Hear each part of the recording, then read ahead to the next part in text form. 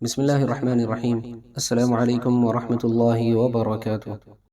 دوستو، آج کی ویڈیو بہت ہی دلچسپ ہے۔ آپ اس ویڈیو کو آخر تک ضرور دیکھیں، ضرور سنیں کہ کیسے ایک آدمی نے اپنی بیٹی کو جہیز میں دونوں جہان کی دولت عطا کی۔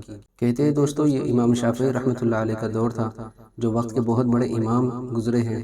تو وہاں پر ایک آدمی تھا جس کی اولاد نہیں تھی، اور وہ دن رات اللہ پاک سے مانگا کرتا تھا کہ اللہ پاک اسے اولاد عطا کرے۔ بڑی عمر گزرنے کے بعد اللہ پاک نے اس کی دعا کو قبول فرمایا اور اللہ پاک نے اسے بیٹی عطا فرمائی۔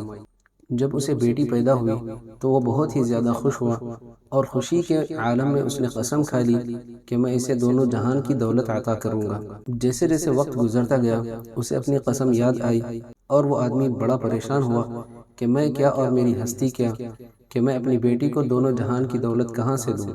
اسی فکر اور پریشانی کے عالم میں وہ ہر ایک کے پاس جاتا اور اپنے اس مسئلے کا حل تلاش کرتا کہ کیسے میں اس قسم سے بری ہو جاؤں۔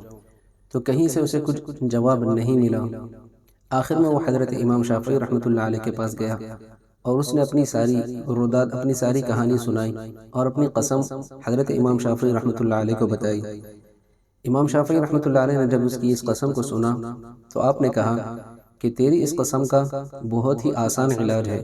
تو وہ آدمی بڑا خوش ہوا اور کہنے لگا کہ حضرت جلد سے بتا دے کہ وہ آسان علاج کیا ہے، تاکہ میں اپنی اس قسم سے بری ہو جاؤں اور اپنی بیٹی کو دونوں جہان کی دولت دے دوں۔ تو امام شافعی رحمۃ اللہ علیہ نے کہا کہ تو اپنی بیٹی کو قرآن پاک کی تعلیم دے، اور رخصتی کے وقت یعنی نکاح کے وقت اس کے ہاتھ میں قرآن پاک تھما دے اور اسے ودا کر دے۔